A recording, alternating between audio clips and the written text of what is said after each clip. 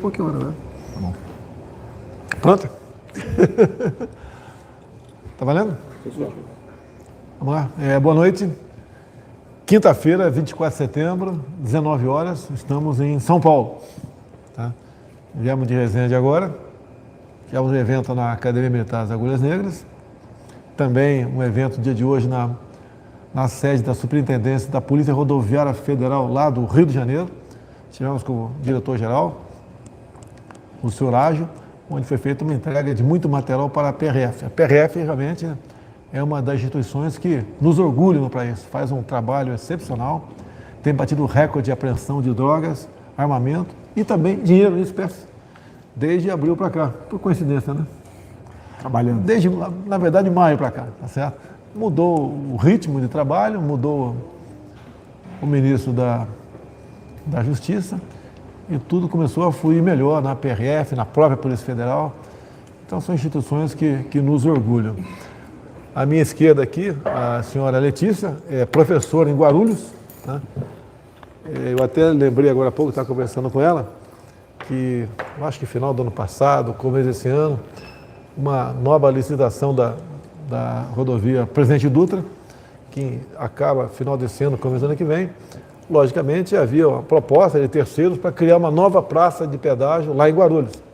E também ali entre Barra Mansa e Volta Redonda. Na época, conversei com o prefeito, com mais gente também, conversei com o ministro Tarcísio e resolvemos que a licitação vai ser feita, mas sem novas praças de pedágio. E o que é melhor, né? Vai reduzir, acredito que em torno de 30%, o preço dos atuais pedágios aí na Dutra, se não me engano, são 4 praças daqui ao Rio de Janeiro. Tá certo? Então, eu lembrei da Letícia, por ser de Guarulhos. No tocante a isso, alguma coisa mais sobre Guarulhos? Olha, o presidente, lembrar que o senhor autorizou a reabilitação de 3 praças, áreas urbanas lá na cidade de Guarulhos, que é muito importante no programa de áreas verdes urbanas. Impermeabilização, a sensação de temperatura, áreas de lazer. Então, o senhor autorizou e vai ser feito lá em Guarulhos. Muito importante. Então, o Ricardo, nosso ministro do Meio Ambiente, vai falar, obviamente, sobre aquilo que mexe com o Brasil, né? Focos de incêndio na Amazônia e no Pantanal. E, obviamente, a esquerda se aproveita disso e me acusa, né? De estar tocando fogo lá ou de não estar tomando providência para apagar. Pantanal, uma área enorme, tá? Maior do que 4 estados juntos. Você pega aí Sergipe, você pega aí Alagoas, Rio de Janeiro e Espírito Santo. Imaginou o tamanho da área? E nós fazemos o trabalho de conter o foco de incêndio. Mas tem um detalhe, tá?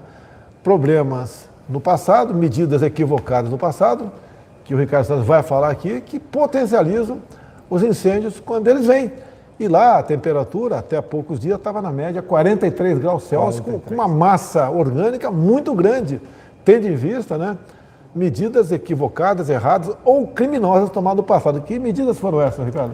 Presidente, o senhor tem repetido, e com razão, que além do calor evidente, mais seco, né, temperaturas muito altas lá no Pantanal, tem uma série de políticas que foram adotadas lá e que estão equivocadas. A primeira é não deixar, inclusive circulou, o senhor deve ter visto, eu lembro que o senhor comentou, aquele vídeo do pessoal pondo fogo, funcionários do ICMBio, aquele é o chamado fogo frio.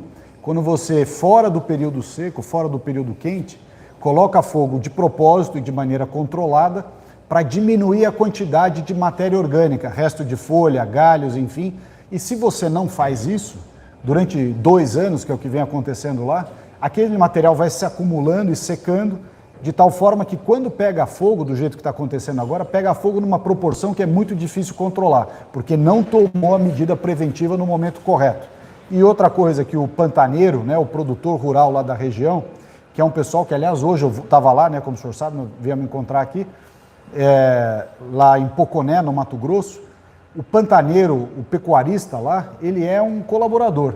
E a pecuária ajuda também a diminuir a matéria orgânica, porque o gado come o capim, come pasto e com isso não deixa acumular.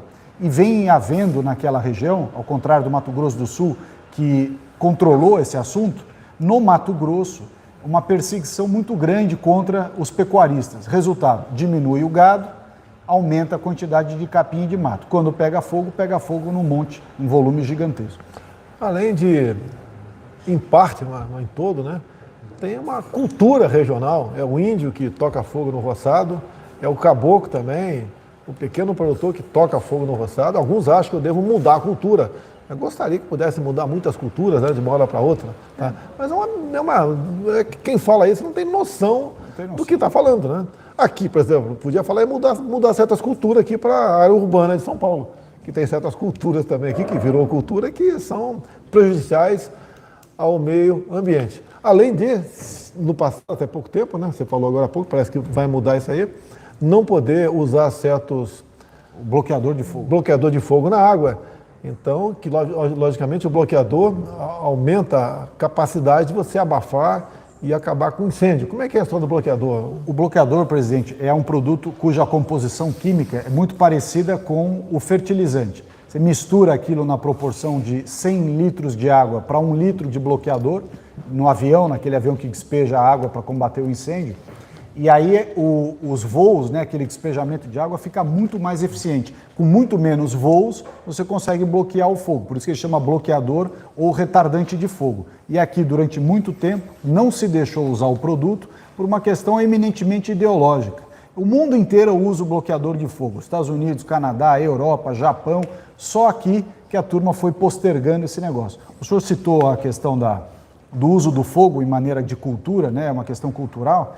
Essa semana passada saiu um artigo no jornal The Guardian, jornal inglês, dizendo que na Califórnia, incêndios muito maiores, aliás, do que os que estão acontecendo no Pantanal, um dos motivos pelos quais o incêndio está tão grande na Califórnia, porque lá o governo democrata, portanto de esquerda que está lá, não deixa queimar de maneira preventiva.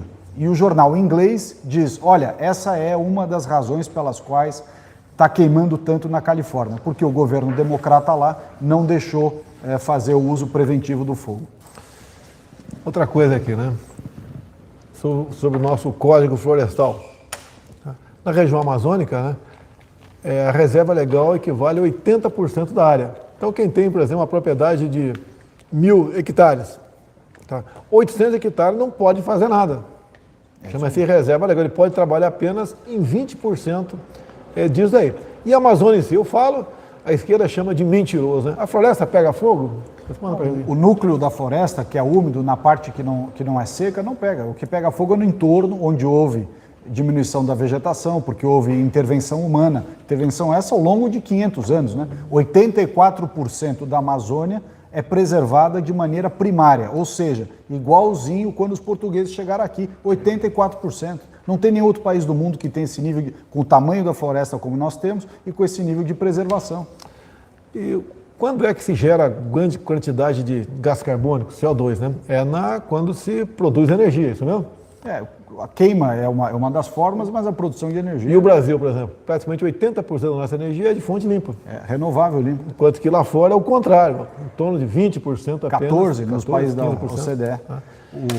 Então o Brasil é o país que mais preserva. Agora, por que esse ataque criminoso, essa desinformação aí absurda em cima do Brasil?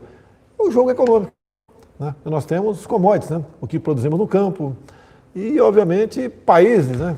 Não quero citar o nome aqui para não ter polêmica, mas o pessoal deve saber qual país europeu está muito interessado nisso, faz uma campanha massiva contra o Brasil, nos acusando de ser os terroristas ambientais. Nós sabemos que isso não é verdade. É a mesma coisa a questão de reservas outras no Brasil. Nós temos no Brasil já 14%, equivalente a 14% do território brasileiro como reserva indígena. É uma coisa sempre polêmica você discutir, né? Porque até recomendo, não toca nesse assunto, mas 14% equivale a uma área do tamanho da região do Sudeste. Imagine aí, São Paulo... Para menos de 1% da população. Minas, Espírito Santo e Rio de Janeiro. Bem menos, né? Acho que não tem 1 milhão de indigenistas no Brasil. E 1 milhão, eu acho que que equivale ao município do tamanho de Jundiaí, ou maior um pouquinho.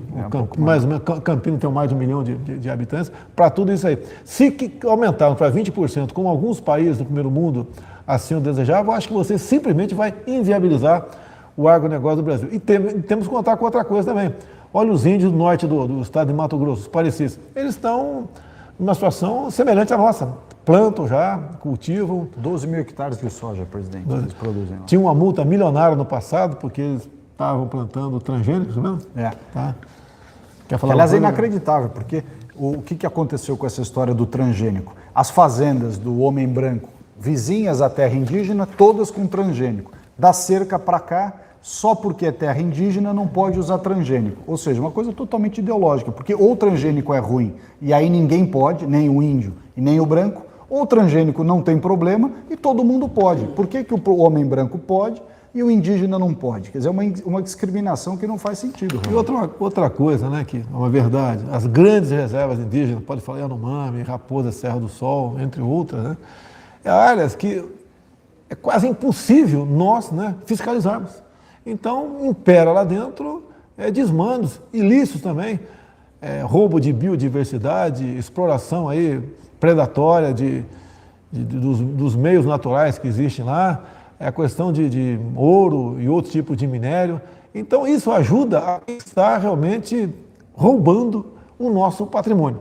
E eu gostaria que em alguns locais, né, o índio que já está evoluído, ele pudesse realmente ter mais liberdade sobre a sua terra. Como você disse agora há pouco, por que um fazendeiro aqui pode usar a sua terra, né, da maneira racional, e por lá de cá não se pode fazer absolutamente nada? Temos um projeto em Brasília, nasceu no Ministério das Minas e Energia, dando poderes ao índio, se assim ele quiser, poder explorar a sua terra, assim como o homem branco, né, o fazendeiro do lado, o faz.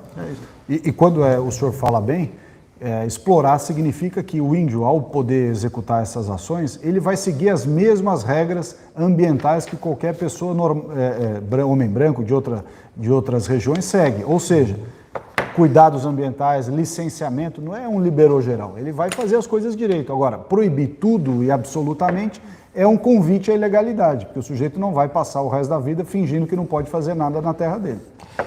Mudar um pouquinho de assunto, depois a gente volta para o Ricardo Salles aqui, que ele é a pessoa aqui que vai responder as perguntas Jovem Pan daqui a pouco. Essa mesmo, Cid? Sim, senhor. Tá, ok. Por exemplo, internet. Eu defendo a internet livre, né? Eu duvido que tenha alguém que mais apoie na internet do que eu. Duvido. Tá? Mas mesmo assim, eu defendo a internet livre. Hoje, circulou uma nota aí, notas, matérias na internet, que o ministro Pazuello da Saúde teria, né, via nova portaria, facilitado o aborto. Né? Primeira coisa, ninguém pode facilitar o aborto, né? O aborto é proibido por lei, a não ser em 3 casos. Tá? Mas a acusação é que ele deixava de exigir, né, para que se fizesse o aborto legal, nos casos legais que existe previsto em lei, ele está deixando de exigir, numa das etapas, a ultrassonografia. E eu fui ver a portaria nova. Está bem claro aqui, o artigo 7º, né? Na ultrassonografia aqui no artigo 2º aqui, né? Na segunda fase, diz da ultrassonografia, eu não entendo quando o pessoal inventa essas coisas. E no tocante também, dizendo que ele tinha liberado da obrigatoriedade de informar a autoridade policial. Está aqui no artigo 7º, inciso 1, comunicar o fato à autoridade policial responsável. Tudo bem.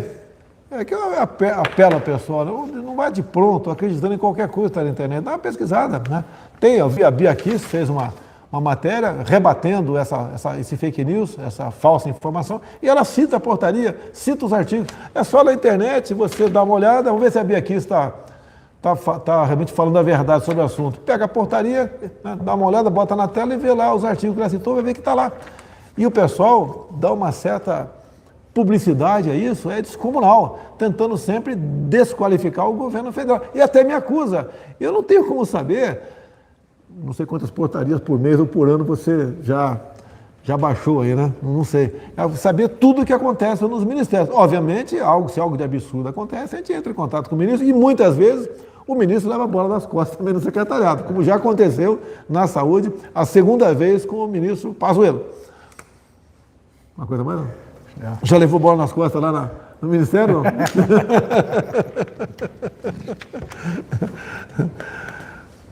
Vamos lá? Eu não quero falar muito aqui para dar espaço para a Jovem Pan te questionar, tá certo? Eu disse no meu discurso da ONU que o total do auxílio emergencial, né, será próximo de $1.000. Na verdade, dá $960. Não foi suficiente para bater em mim. Agora, se você dividir simplesmente o o volume, né?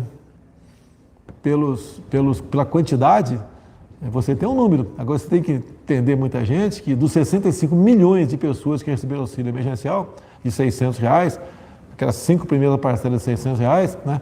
Tínhamos ali 12 milhões de senhoras com filhos. Então essas receberam o dobro e que leva a média para em torno de 970, 960, 970 dólares. Então eu fiz a aproximação, foi o suficiente para a esquerdalha me acusar de mentiroso. Eles não falam, né? Olha, não foi 1.000, foi 960, valeu, obrigado, ou é obrigação tua. Alguns escrevem lá, sabe? É dinheiro nosso no imposto, está lá guardado no cofre. Que guardado no cofre? É endividamento. Pô. Isso aí. Por isso que não reduzimos o auxílio invalidez. Ninguém reduziu. É mentira falar que reduziu. Ele foi criado por lei para 3 meses. E a lei permitia a gente, por decreto, renovar. Renovamos por mais 2. Da equipe econômica chega e fala o seguinte, são quase 50 bi por mês. E o mundo reconheceu que dos países que enfrentaram a crise, essas suas medidas foram das mais eficientes. Né? E não foi apenas auxílio emergencial, né? Depois nós continuamos, não foi por decreto mais, foi por lei para R$300. Ah, diminuiu muito. Eu sei disso, é muito pouco. Eu sei que é pouco. Agora, para quem está pagando, né? No caso o Brasil, é muito, porque estamos endividando. E quando você endivida-se, você tem que pagar no futuro, tem que pagar com juros, pagar com correção monetária. Graças a Deus a taxa Selic está lá embaixo. Então é um custo, né? O total da pandemia vai chegar próximo, espero que não seja rotulado de mentiroso, né? Que foi 970, né? Vamos falar que eu estou mentindo. Próximo a R$1 trilhão. Nenhum país do mundo fez isso. Não foi apenas no auxílio emergencial, foi socorro a micro e pequenas empresas. Foi dinheiro para estados e municípios, né? Compensar a não arrecadação de ICMS e ISS. Então, por exemplo, tive há poucos dias com o presidente da Associação de Bares, de Hotéis e Restaurantes, né? E ele lá atrás nos procurou, botei no meu carro, o carro oficial do governo, levei para falar com o Paulo Guedes, foi feito um plano de socorro também ao pessoal de hotéis e bares. Eles reconhecem a ajuda que o governo deu, caso contrário, seriam centenas de milhares de desempregados pelo Brasil. Os hotéis chegaram a zero, praticamente, a presença. Você que tem parques nacionais pelo Brasil, acho que o turismo também chegou a zero nos parques. Tivemos que fechar todos os parques. E agora já está tudo aberto. Então, a massa de desempregados seriam milhões de desempregados se não tivesse tomado essa medida. Então, o Brasil realmente foi o país que melhor tratou essa questão da parte econômica. Na parte sanitária, deixar bem claro que o Supremo Tribunal Federal decidiu, né, que quem devia tratar desse assunto, de medidas restritivas, eram os respectivos governadores e prefeitos. E assim foi feito. O governo federal, basicamente, né, se prestou para enviar recursos a municípios e meios também para que fossem atendidos aí o pessoal contaminado sobre o coronavírus. E deixo claro também, né, em quase tudo que eu falei no passado, falei porque não podia tomar providência, acontece agora. Tá? Muitos já dizem que a economia realmente, né, não poderia ser atingida como foi no passado, porque aquela historinha, fica em casa, a economia a gente vê depois, estão vendo aqui, porque a economia sofreu alguma coisa. Agora, se nós não tivéssemos tomado a providência, o baque seria muito maior. Talvez tivesse o Brasil aí voltado, enfrentando situações caóticas, né, sociais. A questão da tão falada hidroxicloroquina, agora chega a essa conclusão que alguns estudos já, e por experiência, comprovação, né, que a hidroxicloroquina realmente salva vidas. Olha uma coincidência, o prédio onde eu trabalho, na Presidência da República, mais de 200 pegaram o vírus. Acredito que quase todos ali, informações que eu tenho, né, que foram consultados com os médicos da presidência, que o médico que está lá não é só para mim, é para atender também o pessoal da presidência, tomaram a hidroxicloroquina e ninguém sequer foi hospitalizado. Então é uma coisa que, pela observação, deu certo. Agora vinha aquela historinha do passado. Ah, não tem comprovação científica. Pô, e daí? Tá certo? Olha o e daí de novo aí, né? Que não tinha. Qual a alternativa?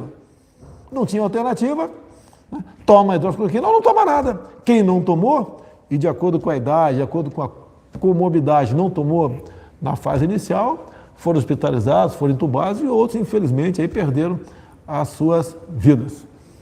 Você foi contaminado? Não, eu sou um dos poucos ministros que não tive. Eu não vou rogar praga, não, mas você vai pegar. Vou pegar. Vai pegar. Se é que você já não pegou, né? Às vezes o exame não Eu fico detecta, vendo né, Brasília, né? Não vou falar nome aqui, mas a alta cúpula do poder em Brasília, alguns do executivo, do judiciário bastante, do legislativo também, com máscara 24 horas por dia, dormir com máscara. Cumprimento assim, ó. Como é que é? Pô, pegaram o vírus agora, não adianta, isso aí que eu falava lá atrás, né? Toma cuidado, quem tem comorbidade, esperando uma vacina, esperando um remédio comprovado cientificamente, né? Mas não adianta, vai acabar pegando. E ficando em casa não resolve nada, porque quando você um dia vai ter que sair da toca, né? Vai ter que sair da toca, sair de casa, e vai acabar pegando o vírus. Agora, como enfrentar o vírus? Com vitamina D. Lembra quando pedi para o Paulo Guedes zerar o imposto sobre vitamina D? Foi criticado, sem comprovação científica. O presidente Jair Bolsonaro, zero imposto da vitamina D. Está vendo que está dando certo. Governadores, prefeitos, alguns, proibindo o pessoal ir para a praia. Eu acho que a vitamina D você adquire tomando sol. Tomando sol, né? Que é a forma de graça de você conseguir a vitamina D. Parece que fizeram tudo errado, tá? E viram depois que estava certo. É igual a questão de volta às aulas agora. Abaixo de 40 anos, né, a chance de pegar o vírus, né, existe para todo mundo, mas uma quantidade, um percentual enorme, né, não atinge nada as pessoas, nem aquela gripezinha, ela pega, que foi tão criticado também, a gripezinha, tá certo? E as aulas têm que voltar, problemas estamos tendo em casa. Né? Na Europa, por exemplo, presidente, desculpa interromper, na Europa o pessoal está saindo nas ruas exigindo diversas medidas de retomada. Vamos ficar em casa até quando? Por exemplo, estive agora na Academia Militar das Agulhas Negras, né? Também na Escola Naval e Academia da Força Aérea. Não fecharam suas portas. Todos, né, tiveram aulas o tempo todo. Tá? Estava fechada a Academia da Polícia Federal também, abrimos, né? Aquele outro ministro que saiu também era todo desse timinho do Fica em Casa também, né? Saiu, voltaram às aulas. Polícia Rodoviária Federal também, inclusive com novos concursados. Estão funcionando em Santa Catarina, a Academia da Polícia Rodoviária Federal. Não tem problema. Estamos tendo problema no colégio militar, porque tem muitos professores civis, são sindicalizados, uma pressão enorme para continuem ficando em casa, né? É a politização do vírus, né?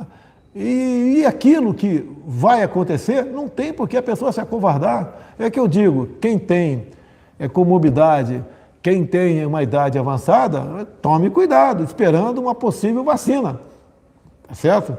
Para depois tomar a vacina e ficar tranquilo se vier adquirir o vírus lá na frente, né? Então, é uma realidade que, infelizmente, com a politização do vírus, eu fui massacrado por algum tempo perante essa nossa parte, né, dessa querida imprensa brasileira que em parte, né, muito mais desinforma. Até tem um ditado, um velho ditado é o seguinte, né? Se você não lê jornal, você não está informado. Se você lê, você está desinformado. Logicamente, existem os órgãos sérios de imprensa, né? Um até está transmitindo o nosso sinal aqui, eu vejo sempre pela imparcialidade, mas os outros, né, viraram um quarto, quinto poder, ou o primeiro poder até, e jogam pesado, né, nessas questões, tentando desestabilizar o governo. Vamos voltar para a Amazônia? Opa! Amazonas, né? Nós entramos com a medida provisória esse ano e ela caducou, não foi votada. Tratava da regularização fundiária, né? Onde você poderia, então, fazer com que as pessoas que moram no Brasil todo, que tenham propriedade de terra, né, ela venha a ser definida por levantamento sensoriamento remoto, e de modo, se até no futuro descobrisse um foco de incêndio, tinha como ir na propriedade daquela cidadão e ver se é uma fogueira de São João, né? Saber se onde pegou fogo é a área que é permitido o plantio, e no tocante ao desmatamento também. Se você for levar em conta, nos últimos 20 anos, né, as informações que chegaram via mídia, desmatamento na Amazônia, não tem mais floresta amazônica. Já foi desmatada 2 vezes a região amazônica. Então, o que falta para nós, muitas vezes, é meios para você ter a verdade, as informações verdadeiras, né? E dentro do próprio Ministério, pessoas que tenham esse compromisso de informar a verdade, para ver o que está acontecendo. Agora, deixe bem claro, o Brasil é o país que mais preserva as suas florestas no mundo. Aqui nós temos mata ciliar. Na Europa tem mata ciliar? Se aplicar a legislação de área de preservação permanente na Europa, vai ter problema, porque os imóveis estão quase todos eles ali, regiões muito construídas na beira do curso d'água, por exemplo, na beira dos rios e tudo. Aqui no Brasil tem reserva legal, tem APP, tem muita coisa que o Código Florestal protege e que o agricultor em geral segue. Tem problemas pontuais? Tem, mas em geral é a agricultura que é o grande defensor do meio ambiente. O problema ambiental está nas cidades, o problema é urbano, é falta de saneamento, que aliás o senhor... finalmente para o Brasil sancionou o marco legal do saneamento, um país que tem 100 milhões de pessoas sem tratamento de esgoto, 35 milhões sequer sem água potável, e o senhor tocou no assunto Amazônia, lembrando que muitos aqui que me antecederam receberam prêmios internacionais, viajaram pelo mundo, sendo reconhecidos como grandes ambientalistas, mas deixaram 23 milhões de brasileiros para trás na Amazônia, região mais rica do Brasil, com o pior índice de desenvolvimento humano, pior saneamento, pior educação, pior saúde, pior moradia, pior tudo. Ou seja, a turma foi ganhar troféuzinho internacional e deixou a população brasileira para trás. É uma coisa que realmente eu acho que todo mundo devia se preocupar. Tem um país oferecendo alguns milhões de dólares para a gente para reflorestamento. E tiveram um embate comigo ano passado. Eu não aceitei isso, porque a troca seria nós perdemos a parte da soberania sobre a região amazônica. Agora, por que esses países, em vez de dar dinheiro para nós reflorestar, por que não reflorestam os seus países? Muitos não têm nem 10% de cobertura vegetal. Nós temos 66% na média brasileira, 84% na Amazônia, e ninguém pode acusar o senhor dessa coisa irracional de defesa de patriotismos que não tem justificativa, porque o senhor aprovou o Adote um Parque, por exemplo, que é essa parceria dos 132 unidades de conservação, que qualquer um, desde ator de cinema internacional a outros engraçadinhos que ficam falando coisas da Amazônia, podem colocar a mão no bolso para ajudar a gente a cuidar. Agora, quem só fala e não põe dinheiro, perde a legitimidade para criticar. Vamos lá, há pouco tempo, né, o governo americano queria sobretaxar o nosso aço, né? E esse impasse durou aí praticamente 30 dias. A imprensa, né, mídias sociais, batendo em mim, olha aí, o cara aí diz que é amigo do Trump, mas está fazendo uma maldade com o Brasil. Resumindo, levou 30 dias, resolvemos, não houve sobretaxa no nosso aço. Agora, a questão comercial. A gente sabe que os países jogam duro no tocante a isso, né? E você não tem culpa, muitas vezes, de acordos assinados no passado que você tem que cumpri-los. Mas tudo bem. Então, houve essa semana um anúncio pelo governo americano que vai importar de nós, né, uma cota adicional de 80 mil toneladas de açúcar. Tá? Isso é bem-vindo, até porque nós temos uma superprodução de etanol. Os nossos reservatórios, né, estão aí com a sua capacidade máxima, até porque diminuiu bastante o consumo de combustível, entre eles o etanol, por ocasião da pandemia. Ainda está um pouco abaixo do normal e temos pela frente uma super safra de cana-de-açúcar. Então, obviamente, se você não faz etanol, você faz açúcar, né? Você pode jogar. Então, essas 80 mil toneladas do governo americano que vai importar do Brasil, o fará exclusivamente da região Nordeste. Então, isso é bem-vindo. Lógico que a balança comercial representa muito pouco, mas é bem-vindo e um sinal para aqueles que nos criticam o tempo todo que temos, sim, um bom relacionamento com os Estados Unidos e, na medida do possível, buscamos melhorar nosso ambiente de negócio. Presidente, uma palavra aí que o senhor me permite para o pessoal do setor da cana-de-açúcar, né, que apoia muito o senhor, o seu governo, com razão. Né? Nós temos o etanol, que é exemplo de combustível renovável, energia renovável para o mundo. Aliás, quando o pessoal fala de carro elétrico no resto do mundo, esquece que o carro verdadeiramente sustentável é o carro híbrido flex brasileiro, que mistura elétrico com etanol. Lá fora, a bateria de lítio que usa depois não pode reciclar, e o carro elétrico lá fora, em geral, é abastecido com carvão e gás em termoelétrica. Aqui não, o nosso carro tem o etanol, tem um etanol que você planta, ele capta carbono, ele vira biomassa depois para gerar energia, e o senhor tem dado todo o apoio para o setor sucroenergético. Então há toda a sinergia aí com todos eles. Salles, a emissão de carbono, o Brasil com quanto percentual, né, do emitido no mundo compete ao Brasil? Presidente, Se não me engano, 3%. 3%. 3%. Nós não somos os vilões das emissões de gás de efeito estufa no mundo, ou seja, essa discussão de mudança climática é culpa dos países desenvolvidos. Eles que na Revolução Industrial cortaram suas florestas, usaram a madeira para carvão de locomotiva, para dormente de ferrovia, continuam queimando combustível fóssil, enquanto a nossa, em geral, é etanol, nossa energia é limpa, como o senhor já citou, é hidráulica, é eólica, é fotovoltaica, que é aquela solar, é biomassa. Nós não somos os responsáveis pelas emissões no mundo. Temos compromissos a fazer, mas ninguém pode incutir ao Brasil essa responsabilidade. Nós somos 3%, só para o senhor ter uma ideia, uma questão de comparação, toda a América Latina junta, toda ela, inclusive o Brasil, representa 17% do que só a China sozinha emite. Se o senhor somar Estados Unidos e Europa, muito mais do que o Brasil. Então, e os países sabem. Então é preciso colocar as coisas no seu devido lugar. Nós não somos vilões da questão climática, de jeito nenhum. Então, os brasileiros que estão na internet, a gente orienta, sugere, pede que se informe antes de criticar. Né? Crítica o tempo todo como se nós fôssemos os maiores vilões do mundo nessa questão de emissão de CO2. E nós estamos lá embaixo, até pelo tamanho do Brasil. Nós somos o 5º extensão territorial, se não me engano, é isso? 5º extensão territorial. E somos lá um dos últimos em emissão de CO2. Então o Brasil faz a sua parte. Agora não é justa a sua crítica, porque com a sua crítica faz com que informações cada vez mais distorcidas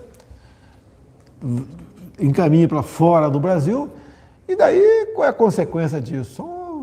São ali as campanhas lá fora de boicotar produto brasileiro, feito até por um idiota de um brasileiro, acabou de fazer, um cara muito conhecido, não falo o nome dele não para evitar problema aí, tá certo? Que falando, não compre no Brasil. Agora, é um cara que realmente tem uma vida muito boa, né? E vive como se fosse, vive como um magnata, um marajá no mundo da lua. Você lamenta isso acontecer. Agora você, humilde, se informe melhor antes de ficar simplesmente retransmitindo, compartilhando matérias mentirosas sobre o nosso Brasil. O que eu disse para você, você pegar ao longo dos últimos 20 anos, que todo ano pegou fogo em alguma região amazônica ou no Pantanal. Raramente um ano que não pegou fogo lá.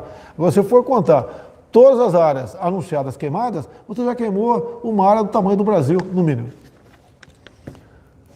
Chama a semana a visita do secretário norte-americano Mike Pompeo, esteve em Roraima. Mandei para lá o nosso ministro das Relações Exteriores, o Ernesto Araújo, bem como foi um representante da Defesa, general de Exército, esqueci o nome dele aqui, acompanhou também, o Ernesto Araújo em Roraima, e logicamente ele foi ver lá a questão da operação acolhida nossa, que o americano tem um interesse em restabelecer a democracia na Venezuela. Agora, não vou falar o nome do país também, tem um outro país aqui na América do Sul, mais ao sul, que você está acompanhando, para onde estão indo, pela opção errada, né, pelo voto. Assumiu lá um governo, né, que já deu demonstrações no passado de seguir a linha do Foro de São Paulo e agora, a ter uma votação aí equivocada, raivosa até de muitos, fez com que a esquerda responsável pelo sucesso desse país voltasse ao poder. E rapidamente estão partindo aí para um regime parecido com a nossa Venezuela. Encerrando, né? Olha aqui, ó. O pessoal jogando bola com a minha cabeça aí.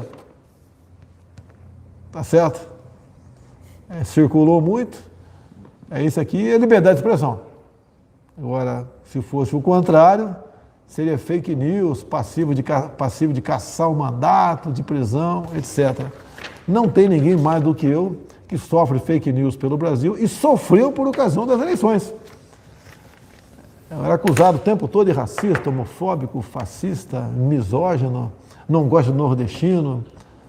E tem processo no TSE para caçar a minha chapa, né? Como se eu tivesse sido eleito por fake news. Eu pergunto a qualquer um de vocês, você recebeu algo no seu telefone, né, que você não sabia a origem, né, fruto de impulsionamento, que fez você mudar o voto? Você não recebeu nada. Até hoje não tive informação de ninguém que recebeu impulsionamento. Alguém recebeu aqui impulsionamento no seu celular que fez falando sobre eleições que poderia mudar o seu voto, né, em vez de votar no PT, votar no PSL, não teve. E, lamentavelmente, tem processo no TSE. O TSE está para julgar esse processo, tenho certeza absoluta que será arquivado esse processo, né? Até por uma questão de justiça. Não teremos uma votação política, tenho certeza disso, junto ao TSE, e todo mundo está atento ao que acontece. Eleições municipais.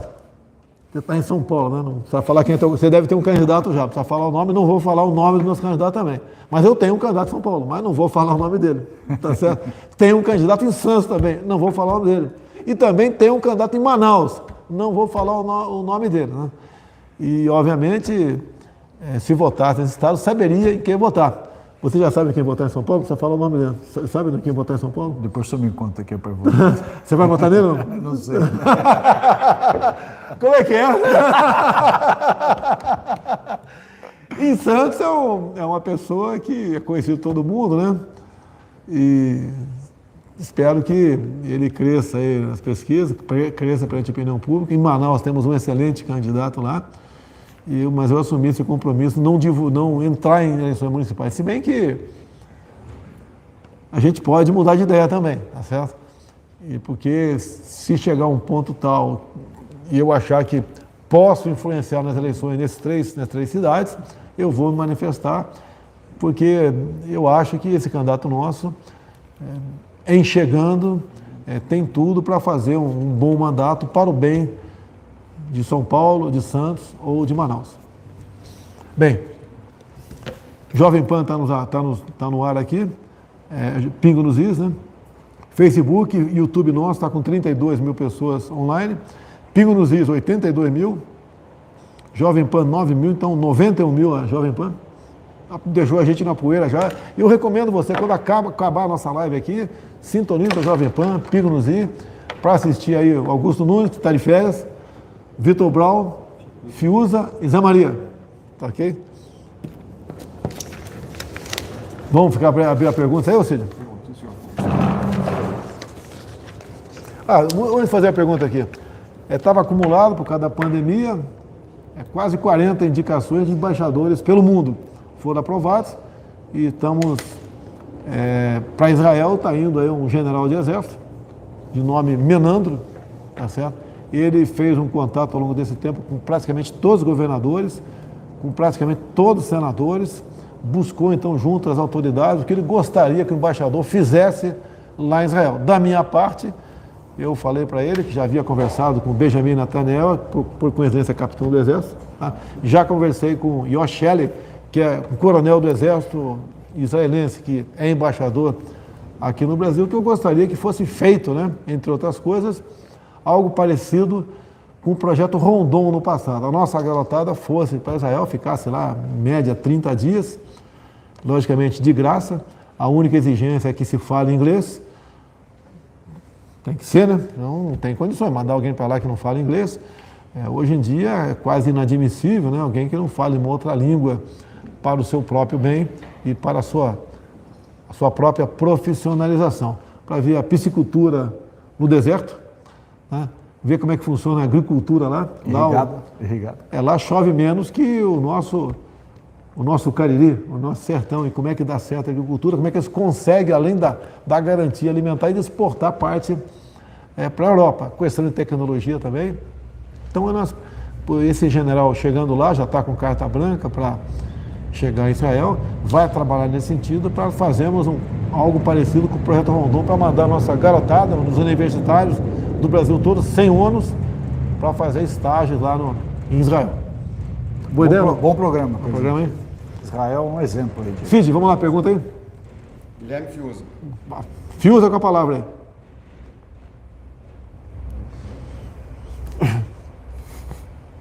Boa noite, presidente Bolsonaro. Boa noite, ministro Ricardo Salles. Ministro, na sua opinião, quais são as 3 principais mentiras propagadas hoje sobre a Amazônia no mundo? Obrigado. Vai lá. Fiuza, dá para citar várias, mas primeiro é o seguinte, de que a Amazônia está sendo desmontado o sistema de proteção ambiental, não é verdade, ao contrário, nós é que recebemos o sistema de proteção ambiental para cuidar da Amazônia desmontado. Metade dos quadros de funcionários de IBAMA e CMBio, por exemplo, estavam faltando investimento, orçamento e uma estratégia. A primeira coisa.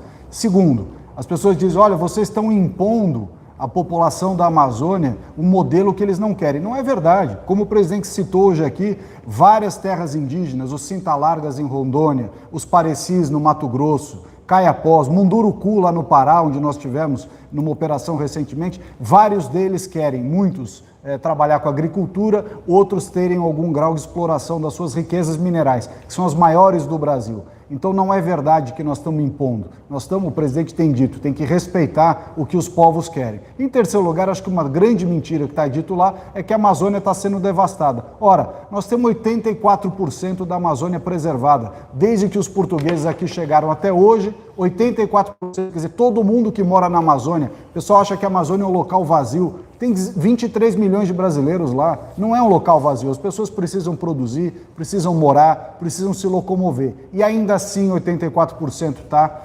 preservado. O que precisa ter na Amazônia é desenvolvimento econômico sustentável. Que, como disse o nosso Paulo Guedes, né, presidente, lá em Davos, não tem inimigo pior para o meio ambiente do que a pobreza. E a Amazônia foi deixada na pobreza.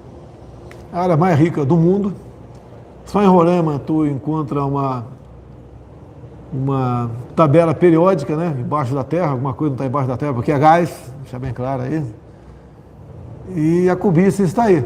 Essas grandes reservas indígenas foram demarcadas, não por coincidência, né, onde no subsolo existem riquezas incomensuráveis, como a região dos Seis Lagos, por exemplo, tá? A Renca também no Pará, tá, uma área lá atrás, por decreto do prefeito Figueiredo, foi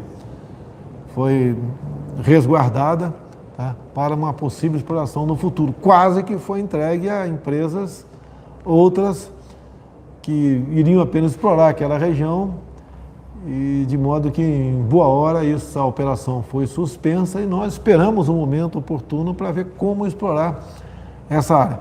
E temos um projeto, como eu disse no começo agora, Fiuza, que permite a exploração, né, o garimpo em terras indígenas. Isso aí não é que vai autorizar apenas, vai autorizar, mas tem que ter a aquiescência do índio para tal. Agora, enquanto não se faz isso, a exploração irracional continua acontecendo, né?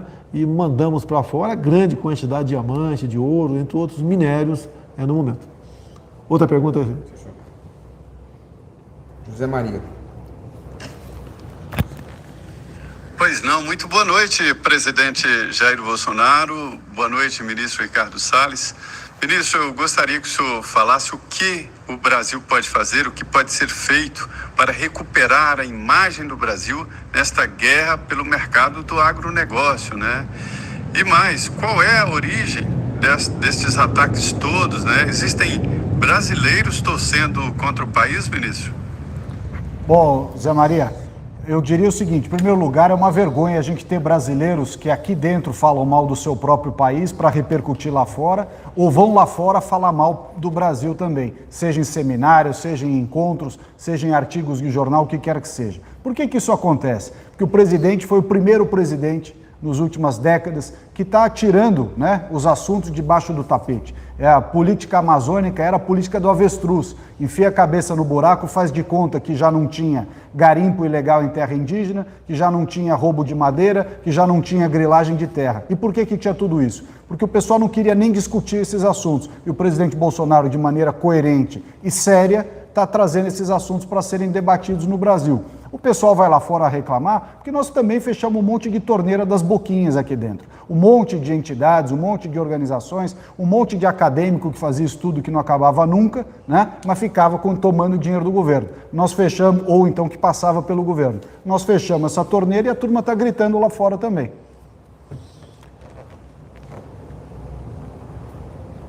Acabou? Mais uma pergunta. Vamos embora, saideira.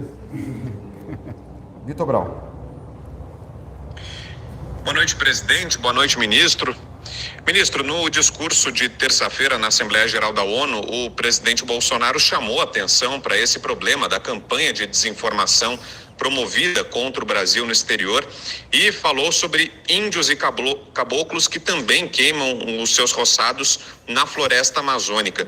O senhor poderia nos dar mais detalhes a respeito disso, ministro, para nós que estamos aqui à distância acompanhando toda essa questão da Amazônia? Essas queimadas feitas por índios também são ilegais ou, em alguns casos, elas são permitidas pela legislação? E, se forem proibidas, as autoridades conseguem fiscalizar, conseguem aplicar multas quando necessário, mesmo que sejam dentro dos territórios indígenas? Como é isso, ministro? Como é esse cenário? Obrigado, boa noite, presidente. Bom, Vitor, o que o presidente tem dito, e tem toda a razão, é o seguinte: há uma cultura de manejo do fogo.